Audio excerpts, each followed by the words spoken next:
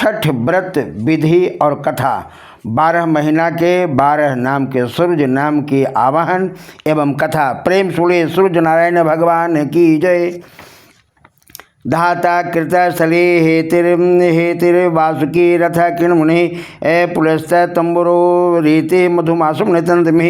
चैत्र मासे धाता नमनि सूर्याय नमः। आर्जमा पुलहोथै च प्रहेति पुंजक स्थली नारदः कच्छ नीरस्य नियंत्रिते अस्म माधवम। वैशाख मासे अर्जमा नाम सूर्याय नमः। मित्रोत्रे पोरखो तेजको मेनकाः। आश्रवण इति हेते शुक्रमासुम नितंतमि। ज्येष्ठ मासे मित्र नाम सूर्याय नमः। वसिष्ठो वर्णोरंभा सह जन्यस्तथाहुः। शुक्र से चित्र आश्रवणश्चैव शुक्रमासुम शुचिमासुम नितंतमि। आषाढ़ मासे वरुण नाम सूर्याय नमः।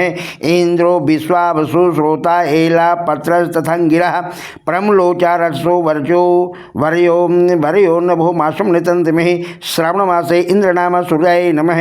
विश्वास्वानुग्रस निशेनस्य व्याघ्र आसारणो भृगु अनुमलोचा संघपालो नमस्याख्यम नितंतमि।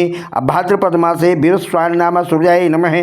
पूखा धनंजो वाता सुखेन सुरुचिस्तथा घृताची गौतमस्यति तपोमासुम नितंतमि।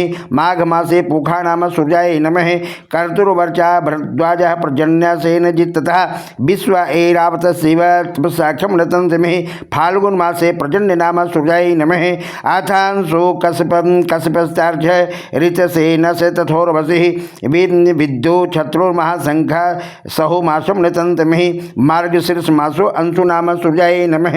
भग आस्फूर्जो अरिष्ट नेमि अरुण आयुष पंचम। करकोटक पूर्वचीति पुण्यमासुम नितंतमि। पौष मासे भग नाम सूर्याय नमः। त्वष्टार्जी कतनेह कम्बलस्य तिलोत्तमः। ब्रह्मा पेतुता सतजीतः धृतराष्ट्र इखम्बरः। आश्विन मासे त्वष्टा नाम सूर्याय नमः। विष्णुरश्वतरोरंभा सूर्य वर्चास सतजीतः। विश्वामित्रो मखापेत ऊर्जमासुम नितंतमि। कार्तिक मासे विष्णु नाम सूर्याय नमः। एतो भागवतो विष्णुरादित्यस्य विभूतयः। अस्मृतां संध्योर्नृणां हरन्त्यं हो दिने दिने। प्रेम छुड़े सूर्य नारायण भगवान की जय। अब सूर्य नारायण भगवान के 12 महीना के 12 सूर्य का आवाहन आप सुने। अब आप फूल पुष्प चंदन धूप दीप नैवेद्य और जनेऊ उपनयन चढ़ा करके 12 महीना के सूर्य भगवान की पूजन करें। उसके बाद कथा श्रवण करें। प्रेम सुने सूर्य नारायण भगवान की जय। श्री जन्मेजय जी ने वैशंपायन जी से पूछा कि दुरात्मा दुर्योधन द्वारा कपट रूप जुआ से परास्त पांडव लोग वनवास के लिए भेजे गए तो जंगल में जाकर उन्होंने क्या किया। वैशंपायन जी बोले कि हे जन्मेजय सुनो, वह पांडु के पुत्र पांडव लोग अत्यंत दुख सागर में डूबे हुए वनवास के लिए घोर जंगल में जाकर के दुख और चिंता से चिंतित हो वन में रहने लगे। वन के फल फूल खा करके पृथ्वी तल में शयन करने के लिए विवश होकर के जीवन जीने लगे और केला भोजपत्र का वस्त्र पहन करके दुख से दिन काटने लगे। राजकन्या सुख भोगने वाली पतिव्रता धर्म को पालती हुई गजगामिनी द्रौपदी भी पतियों के साथ वन को चली गई। जिस स्थान में द्रौपदी सहित पांडव लोग थे वहाँ पर वे ब्रह्मवेता तो पूर्व पर 88,000 मुनि लोग जा पहुँचे। ऋषियों का आए हुए जान करके महाराज युधिष्ठिर अत्यंत चिंता से घबरा उठे कि इन ऋषियों के भोजनार्थ क्या प्रबंध करे, उद्योग करे। जब दुर्योधन को युधिष्ठिर को यह चिंता हुई कि भोजनार्थ क्या उद्योग करे तो मुख की चेष्टा मलिन किए हुए स्वामी युधिष्ठिर को देख करके द्रौपदी अत्यंत दुख से व्याकुल हो उठी।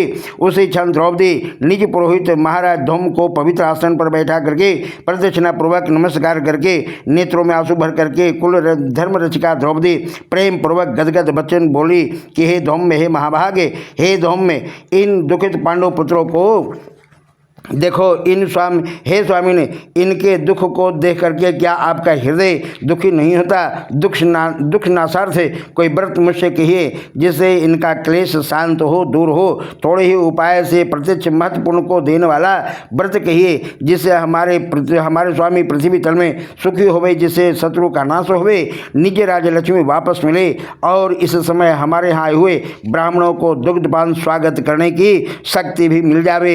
हे महाभाग, हे महाविभो, ऐसा कोई उपाय व्रत बतलाइए। द्रौपदी की यह वचन सुन करके वह सम्पायन जी जन्मेजय से कहते हैं कि हे ब्राह्मण में श्रेष्ठ महाराज धौम्य जी प्रसन्न होकर के मुहूर्त मात्र ध्यान स्थित होकर के द्रौपदी से बोले कि हे पांचाल पुत्री, एक उत्तम व्रत को तुम सुनो, जिस व्रत को पूर्व समय में नाग कन्या के उपदेश से सुकन्या ने किया था।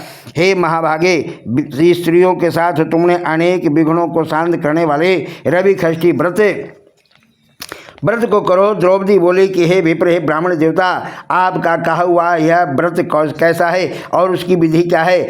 उस व्रत में किन की पूजन की जाती है और उनका विधि क्या है? वह नाग कन्या कौन थी? किस हेतु उसने इस उत्तम व्रत को किया था? हे महाभाग, वह सुकन्या अति आश्चर्य रूपी व्रत को करने वाली कौन थी? हे शरणागत वत्सल, मेरे संशय का आप निवारण कीजिए। इस भांति द्रौपदी के प्रश्न को सुन करके धौम जी बोले कि हे देवी, सतयुग में एक सरजाति नाम के राजा थे, जिनके 1000 स्त्रियां थी, जिनसे एक ही कन्या उत्पन्न हुई थी। उस राजा के कन्या को छोड़ करके दूसरी संतान न होने के कारण वह कन्या अति प्रिया थी। वह पिता के घर में वृद्धि को प्राप्त होने लगी।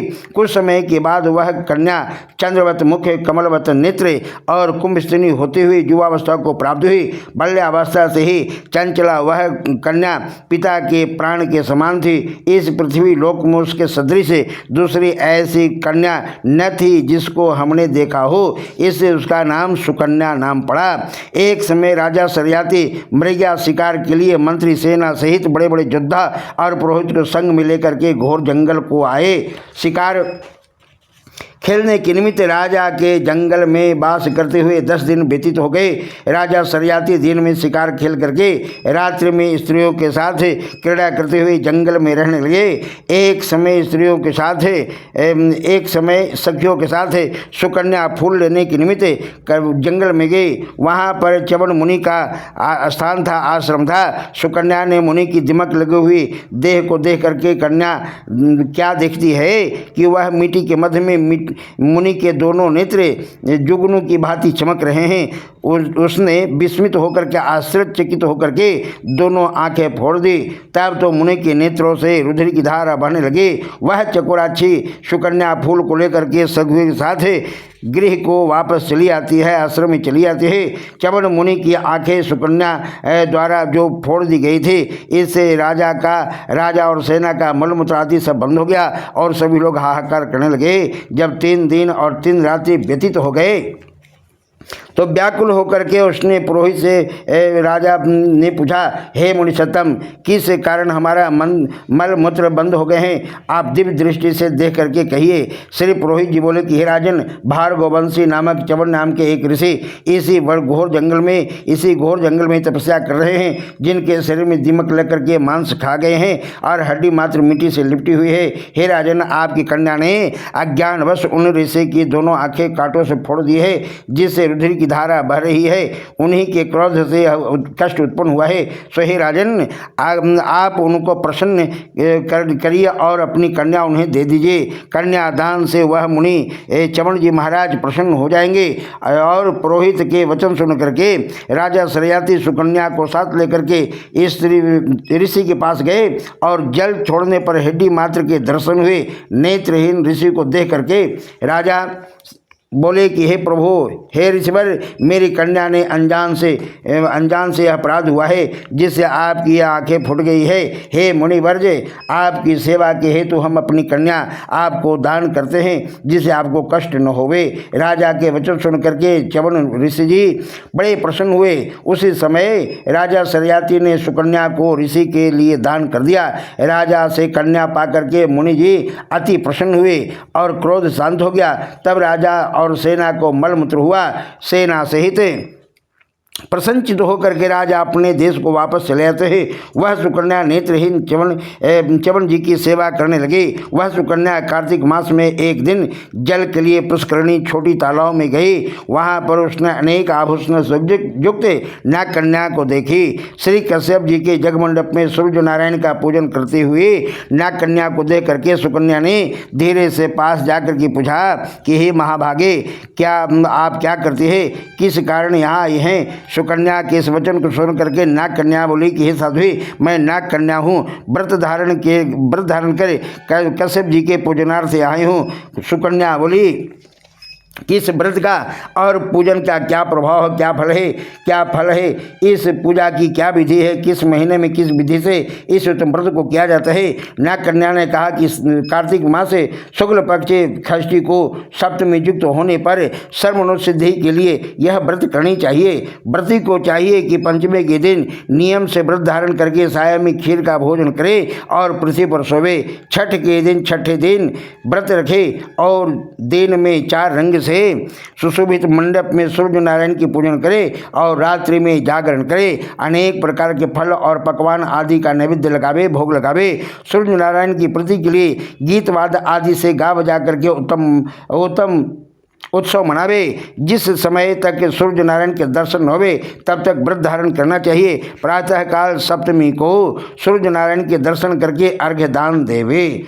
दुग्ध, नारियल, कदली फल, पुष्प, चंदन से 12 महीना के 12 नाम के सूर्य हैं, उन्हीं नामों का उच्चारण करते हुए प्रत्येक नाम से दंडवत प्रणाम करते हुए अर्घ्य दान देवे।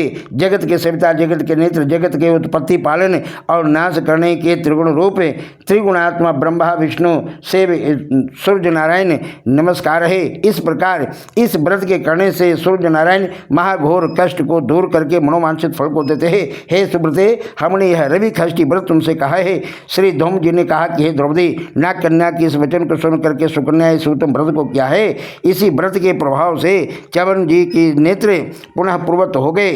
ऋषि च्यवन जी का शरीर निरोग हो गया और सुकन्या के साथ लक्ष्मी नारायण की भांति राजयुक्त होकर के शुभ भोगने लगे। इसी से हे पांचाल नंदिनी, तुम भी इस उत्तम व्रत को करो। इसी व्रत के प्रभाव से तुम्हारे पति पुनः राज्य लक्ष्मी को पावेंगे और निसंदेह तुम्हारा कल्याण होगा। तब द्रौपदी ने धौम्य महाराज की आज्ञा से वह यथा विधि व्रत किया। तो युधिष्ठिर जी ने अतिथि रूप में आए हुए ब्राह्मणों को भोजन दे करके प्रणाम किया। वैशंपायन जी ने कहा कि हे जन्मेजय, धौम जी से इस उत्तम व्रत को जान करके द्रौपदी ने किया है। इसी व्रत के प्रभाव से द्रौपदी पांडवों सहित पुनः राज्य लक्ष्मी को प्राप्त हुई। जो कोई स्त्री पुनीत व्रत को करेंगे उसके समस्त पाप नाश होकर के सुकन्या की भांति पति सहित सुख भोगने वाली होगी। इस व्रत का विधिवत उद्यापन करे। विधि विधान से प्रत्येक वर्ष व्रत करते हुए कथा को सुने ब्राह्मणों को दक्षिणा देवे तो उसका मनोरथ अवश्य सिद्ध होता है। जो कोई भक्ति युक्त इस व्रत को कथा को करते हैं और सुनते हैं उनको पुत्र पौत्र धन संपत्ति तथा अच्छे सुख की प्राप्ति होती है। इस भांति इस कथा को सुन करके सूर्य नारायण को अर्घ्य दे करके आरती करते हुए प्रणाम करके दंडवत करते हुए अपने अपने घर को जावे। प्रेम छोड़े सूर्य नारायण भगवान की जय।